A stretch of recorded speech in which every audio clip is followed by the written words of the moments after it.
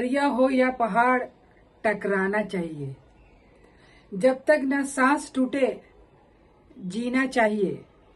अभी तो पाँव के छाले ना देखो, अभी से पाँव के छाले ना देखो, अभी तो सफर की शुरुआत है ये। जिस्म के हर जख्म को हवा देते रहना चाहिए। Hi, this is Imara and this is my show pure history. आज का शो एक ऐसी जंगबाज महिला, जंगबाज लेडी के बारे में जिसका नाम है हेतल दवे, जिसने सुमो रेसलिंग के फील्ड में अपना नाम दर्ज कराया है। भारत की पहली महिला सुमो रेसलर। जी हाँ, सुमो, जिसका नाम सुनते ही आप लोगों के दिमाग में ये आ जाता होगा कि कोई भारी भरकम मोटा सा इंसान जो जमीन पे पांव मार रहा है। पर जी हाँ, मैं बात करने जा रही हूँ हेतल दवे की, जो ब्राह्मण परिवार में जन्मी, जिनका जन्म 8 दिसंबर 1987 में हुआ था। और बचपन से ही इनके दिल में ये चीजें थी, यानी कि जब बच्चा 5 साल की बच्चियां जब गुड्डे गुड़ियों से खेलती हैं, यानी गुड़ियों का घर बनाती हैं और खेलती हैं, उस वक्त हेतल दवे आसमान छूने की बात कर रही थी। वो जूडो और कराटे की ट्रेनिंग ले रही थी, मार्शल आर्ट सीख रही थी। और वो बॉम्बे का ओवल मैदान, जहां वो अपने भाई के साथ प्रैक्टिस के लिए जाया करती थी। ये कितनी बड़ी बात है कि इतनी छोटी बच्ची, जब हम बच्चियां होती हैं तो वो ज्यादातर परियों की कहानी सुनते हैं, कि परियों की कहानी, राजकुमारों की कहानी और अच्छी अच्छी कहानी। पर हेतल दवे बचपन से ही ब्रूस ली और जैकी चैन की पिक्चर देखा करती थी। जैकी चैन और ब्रूस ली के बारे में उसे बड़ा इंटरेस्ट था इस ढंग से।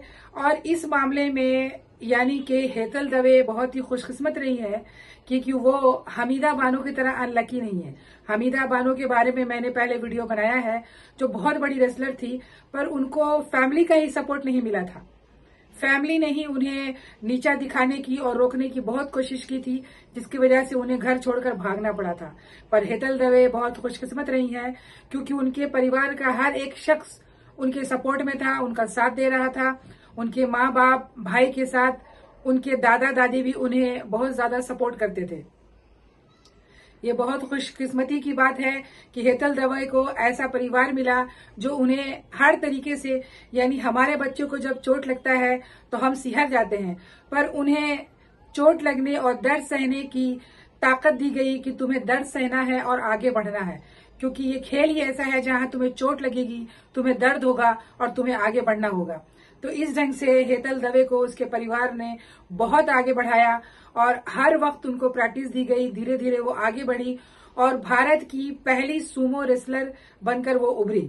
और इस ढंग से उन्होंने लिम्का बुक ऑफ रिकॉर्ड में उनका नाम दर्ज किया गया है। एशिया में एक चैंपियनशिप होता है जिसका नाम है चीनी ताइपे। चीनी ताइपे जो है, इस चैंपियनशिप में उसने वर्ल्ड गेम है, इसमें उन्होंने 5वां स्थान अपना दर्ज कराया और लोगों के वो नजर में आई। लोगों को पता नहीं था वो छोटी बच्ची जो ओवल मैदान में प्रैक्टिस करने जा रही है, वो एक जमाने में इतिहास रचने वाली है। वो इस ढंग से अपने काम को आगे बढ़ा रही थी। उनका कहना था कि उनका एक स्लोगन है कि मैं क्यों नहीं कर सकती, मैं क्यों नहीं कर सकती, मैं ये करना चाहती हूँ और मैं ये कर ही रहूंगी और मुझे ये अभी करना है। तो इस ढंग से इन्होंने अपना एक स्लोगन दिया और आज इतिहास में उनका नाम दर्ज हो गया, वर्ल्ड रिकॉर्ड में उनका नाम दर्ज हो गया। भारत की पहली महिला सुमो रेसलर हेतल दवे। ये ब्राह्मण परिवार की है, चूंकि इस लाइन में प्रोटीन वगैरह चीजें काफी ली जाती है, पर इन्होंने बताया कि शायद ये वेजिटेरियन है और वेज के जरिए ही अपने प्रोटीन चीजों को लेने की कोशिश करती हैं। और इस ढंग से 2013 में ही इन्होंने संन्यास ले लिया। संन्यास लेने के बाद इन्होंने अपनी टीम भी छोड़ी। पर मैं आज इनके बारे में बात क्यों कर रही हूँ, मैं बात करने जा रही हूँ सुमो रेसलिंग के बारे में। सुमो रेसलिंग जो है जापान का नेशनल गेम है, नेशनल गेम। वहां इस गेम के बारे में काफी लोगों को दिलचस्पी है, इंटरेस्टिंग गेम है। पर मैं सबसे पहले बता दूं कि सुमो रेसलिंग जो है ये एक धार्मिक गेम था शुरू में, यानी रिलीजियस गेम था ये, और रिलीजियस लोग ही खेला करते थे। क्योंकि जापान में 2 तरह का जो धर्म होता है, एक तो है शिंटो रिलीजन और दूसरा है बौद्धिज्म। तो सबसे ज्यादा मात्रा में यानी सबसे ज्यादा जिस धर्म को जापान में माना जाता है वो है शिंटोइज्म। यानी जापान में जो ब्रह्मांड होता है, विज्ञान होता है, नैतिकता होती है, ये एक अलग तरह का धर्म है। इसके पहले भी मैंने सेमेटिक और नॉन सेमेटिक रिलीजन के बारे में सबको बताया है। सेमेटिक रिलीजन वो होता है जिसके अंदर आसमानी किताबें उतारी जाती हैं, वो सेमेटिक रिलीजन कहलाता है। और नॉन सेमेटिक रिलीजन बहुत तरह का होता है, जैसे टिंगरिज्म भी मैंने बताया था, ये नॉन सेमेटिक रिलीजन है जिसे चंगेज खां माना करता था। चंगेज खां मुस्लिम नहीं था, वो टिंगरिज्म रिलीजन को मानता था। तो उसी ढंग से शिंटोइज्म जो है, शिंटो जो रिलीजन है जापान में मनाया जाता है और सबसे ज्यादा जापानी लोग इसी रिलीजन को मानते हैं। तो इसी रिलीजन से एक गेम निकला है, धार्मिक गेम, जिसे सुमो रेसलिंग कही जाती है। तो सुमो रेसलिंग में जो सबसे पहले जो है ये शुरुआत हुई थी 300 BC के करीब शुरुआत हुई थी और महिलाएं तभी से पार्टिसिपेट कर रही हैं। ऐसा नहीं है कि सिर्फ मर्द ही इसके अंदर थे। तो इसका जो इतिहास मिलता है वो कोफन पीरियड में 300 BC से 538 BC में हनीवा और सुमो रेसलिंग में ये जो है उसका रिकॉर्ड मिलता है कि किस ढंग से इसके अंदर जो है सुमो रेसलिंग के बारे में बताया गया है। तो सुमो रेसलिंग जो है एक जो है जापान का नेशनल गेम है और इसको खेलने के लिए शुरू शुरू में इसे जो है सिर्फ चुनिंदा लोग ही खेला करते थे, यानी बहुत ही रिलीजियस गेम था ये। तो जैसा कि मैंने बताया कि जापान में 2 तरह का रिलीजन है जो काफी फेमस है। सबसे ज्यादा मतलब जिसका सबसे ज्यादा मानने वाले जो हैं वो शिंटो रिलीजन को मानने वाले हैं, शिंटोइज्म, और जो दूसरे नंबर पे है वो बुद्धिज्म है। बुद्धिज्म को मानने वाले जापानी लोग हैं। तो ये जो रिलीजन है, सुमो रेसलिंग एक धार्मिक गेम है। इसका जो है मैच में जो सबसे पहले जो इसका मैच हुआ था वो 1684 में पहला सुमो रेसलिंग का मैच खेला गया था जापान में, 1684 में। और 1686 में पहला टूर्नामेंट हुआ था, इसे टूर्नामेंट का गेम हुआ था। और जापानी जो शासक था वहां का तुकुगावा के समय इस गेम को काफी बढ़ावा दिया गया और काफी सपोर्ट मिला इस गेम को आगे बढ़ाने में, क्योंकि वो इस तरह के गेम में काफी दिलचस्पी लेता था। और जापान का सबसे लोकप्रिय खेल ये बन गया और आज तो हर इंसान सुमो रेसलिंग देखना पसंद करता है। सुमो पहलवान जो है इतना आसान नहीं है बनना। इनको बनने के लिए एक तो बहुत ही रिलीजियस होना पड़ता है, बहुत ही डिसिप्लिन और बहुत ही ज्यादा आपको चीजों को फॉलो करना पड़ता है। जैसे सबसे पहले तो आपको बहुत ज्यादा वजन बढ़ाना पड़ता है, बहुत सारे खान पान में प्रोटीन और इस ढंग की डाइट ली जाती है जिससे आपका वजन बहुत ज्यादा हो। उसके अलावा एक ड्रेस कोड होता है इनका, यानी सिर्फ वही कपड़े पहन के ही ये सुमो रेसलिंग जो है खेली जा सकती है। और खास के इनका जो हेयर स्टाइल होता है वो बिल्कुल डिफरेंट होता है, बिल्कुल ट्रेडिशनल इनके आउटफिट होते हैं और ट्रेडिशनल ही इनका जो है हेयर स्टाइल होता है। जिस ढंग से तभी जो है ये मैदान में उतरते हैं। 2 खिलाड़ी होते हैं इस गेम में और दोनों बहुत ही भारी भरकम जानबूझ के किया जाता है। जब ये जमीन पे पैर मारते हैं तो जमीन हिल जाती है। इस ढंग से एक दूसरे को ताकत दिखाते हैं और एक गोल रिंग के अंदर ये लोग एक दूसरे को धक्का मारते हैं। जो धक्का मार देता है, रिंग से बाहर चला जाता है, वो हार जाता है। तो इस ढंग से जो है इस ढंग का ये गेम होता है। और पहलवानों को जो इसको जापान में इसे रिकीशी कहा जाता है, रिकीशी कहा जाता है पहलवानों को। और टॉप मोस्ट जो रेसलर है यहाँ पे, जो वुमेन रेसलर रही है सुमो में, उनका नाम है हिसानो एरी। हिसानो एरी चैंपियनशिप में first champion Sumo wrestler women है ये। और दूसरी जो है निहोन शोकी। ये सब ऐसा नहीं है जापान में, पर भारत में जो है पहली सुमो रेसलर यानी सुमो दीदी का खिताब हेतल दवे को दिया जाता है। तो इस ढंग से जापान का ये गेम है और बहुत ही अच्छे ढंग से इस गेम को खेला जाता है। तो मेरे कहने का मतलब ये है कि कहानी मैं हेतल दवे की बता रही हूँ। हेतल दवे जो है ब्राह्मण फैमिली की हैं। उन्होंने अपने गेम में पार्टिसिपेट किया और इंडियन को, भारत का नाम दुनिया में रोशन किया। भारतीयों को यानी औरतों को ये बताया कि कोई भी जो लाइन है, कोई भी जो गेम है वो औरत कर सकती है और हर जगह वो कहीं ना कहीं अपना मकाम बना सकती है। ऐसा कुछ नहीं है कि ये गेम को औरत नहीं खेल सकती या ये गेम को औरत नहीं खेल सकती है। हर गेम को लेडीज जो है वो वुमेन पार्टिसिपेट कर रही हैं और वो जीत रही हैं। आपने पहले भी इतने बड़े बड़े रेसलर का नाम सुना है भारत में, पर एक बहुत दुख की बात है कि जैसे चाइना और बाकी दुनिया में जो कंट्री है वो स्पोर्ट्स को बहुत बढ़ावा देते हैं, बहुत बढ़ावा देते हैं और लोगों को, स्टूडेंट्स को खेल में दिलचस्पी दी जाती है और उन्हें आगे बढ़ाने की कोशिश की जाती है। पर भारत में ऐसा नहीं है, बहुत कम स्पोर्ट्स का बजट है और बहुत कम लोगों को ही आगे बढ़ाने यानी आगे बढ़ने का मौका मिल पाता है। हर इंसान, मैं खुद एक एथलीट रही हूँ और मैंने कितने सारे अवार्ड जीते हैं एथलीट में, और मैं खुद चाहती थी नेशनल लेवल पे, इंटरनेशनल लेवल पे अपने आप को प्रेजेंट करूं, पर मैं ऐसा नहीं कर सकी क्योंकि एक तो फैमिली बैकग्राउंड नहीं था हमारा, फाइनेंशियल भी प्रॉब्लम होते हैं और हमें ऐसा सपोर्ट नहीं मिला। अगर मुझे सपोर्ट मिलता तो मैं भी कहीं ना कहीं स्पोर्ट्स के मैदान में खड़ी होती। खैर कोई बात नहीं, हर इंसान का अलग अलग नसीब होता है, पर नसीब पे नहीं चलना चाहिए, इंसान को कुछ ना कुछ करते रहना चाहिए। सरकार को चाहिए कि स्पोर्ट्स में यंग जनरेशन जो है, जो गलत रास्ते पे जा रहे हैं, यंग जनरेशन को बढ़ावा देना चाहिए स्पोर्ट्स में। इससे ये होगा कि एक तो हमारा समाज जो है बहुत ही हेल्दी होगा, फिर वेल्दी होगा और डिसिप्लिन होगा। हमारे समाज में डिसिप्लिन पैदा होगी, जो आज के बच्चे जो डिसिप्लिन से हट चुके हैं, इसलिए स्पोर्ट्स का होना बहुत जरूरी है।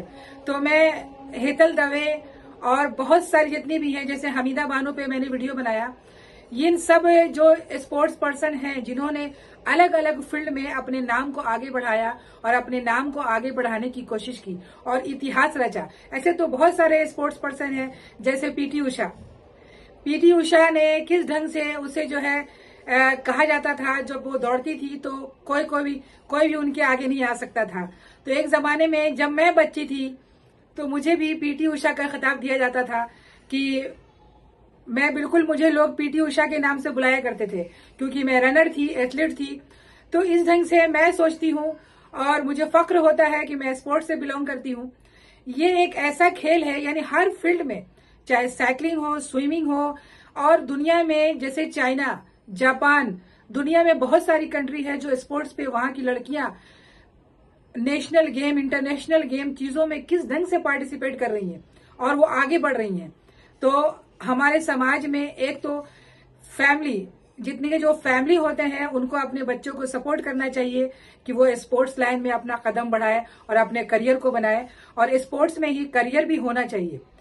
ऐसा नहीं कि लोगों ने स्पोर्ट्स में आगे बढ़े तो कोई करियर नहीं है, जब करियर नहीं होगा तो लोग फ्यूचर बनाने उसमें नहीं जाया करेंगे। तो इस ढंग से मैं कहना चाहूंगी कि हेतल दवे ने सुमो रेसलिंग में अपना एक नाम और मकाम बनाया। मैं एक अपना खुद का भी वीडियो बनाऊंगी जिसके अंदर मैं अपने बारे में आप लोगों को बताऊंगी कि मैंने स्पोर्ट्स में कितनी चीजें जीती हैं और कितना सारा अवार्ड और शील्ड मैंने जीता है। तो खैर ये शो मेरा नहीं है, ये शो हेतल दवे का है और उनकी फैमिली का है जिन्होंने हेतल दवे को इतना सपोर्ट किया। और एक छोटी बच्ची जिस जमाने में वो सीख रही थी ओवल मैदान में, तो समाज का भी बहुत ज्यादा इफेक्ट पड़ता है क्योंकि समाज में सिर्फ यही सिखाया जाता है, लड़की घर का काम धंधा सीखना है और आपको शादी करनी है, शादी करके चला जाना है और जाके ससुराल में काम करना है। तो ये चीजें गलत है। बचपन से ही उनको इस चीजों में सपोर्ट करना चाहिए। समाज को भी, समाज के जो उनका योगदान बहुत ही खतरनाक होता है। जो समाज के लोग होते हैं हमारी सोसाइटी में, जो है अगल बगल हमारे जो लोग होते हैं, वो सिर्फ कमेंट्स करते हैं, तंज करते हैं और तंजिया अंदाज में हमें बहुत ज्यादा नीचे खींचने की कोशिश करते हैं। यानी केकड़े की नीति अपनाई जाती है कि हर वक्त जो है, जैसे एक केकड़ा अगर ऊपर जाने की कोशिश करता है तो सारे केकड़े उसका पैर खींच के नीचे कर देते हैं।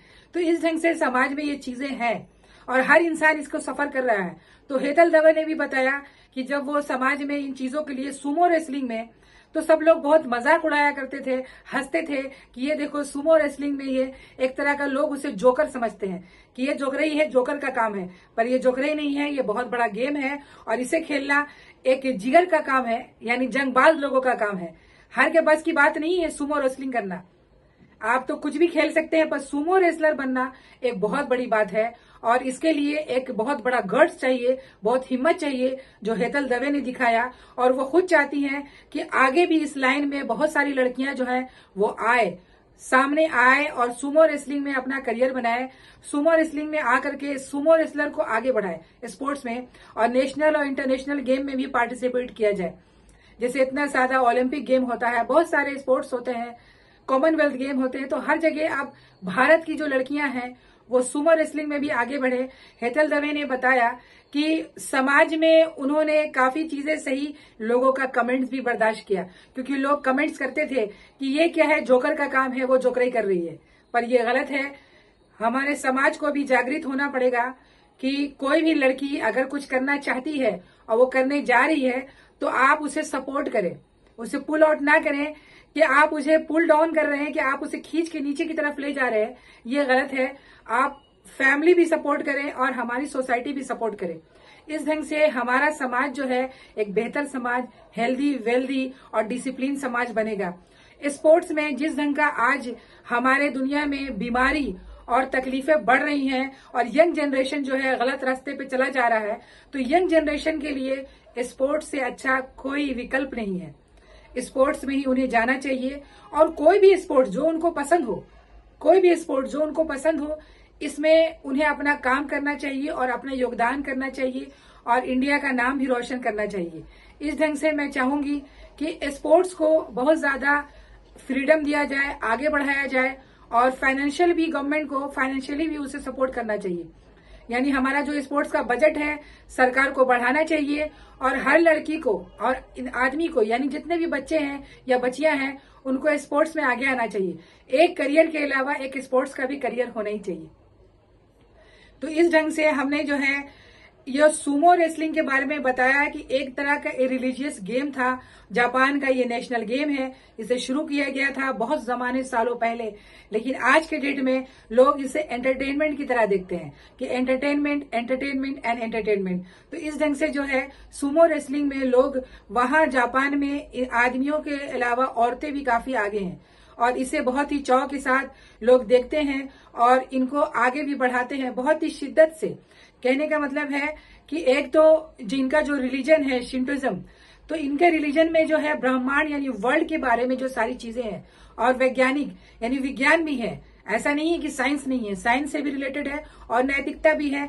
नैतिकता कहते हैं यानी कि आप जो है, आपकी जो डिसिप्लिन है, जो लाइफ है, यानी जो इंसान का जो एक नेचर है आपके साथ, यानी गिव एंड टेक का जो नेचर है हमारी लाइफ में, जब हमें लाइफ मिली है तो हमें कुछ ना कुछ करना चाहिए।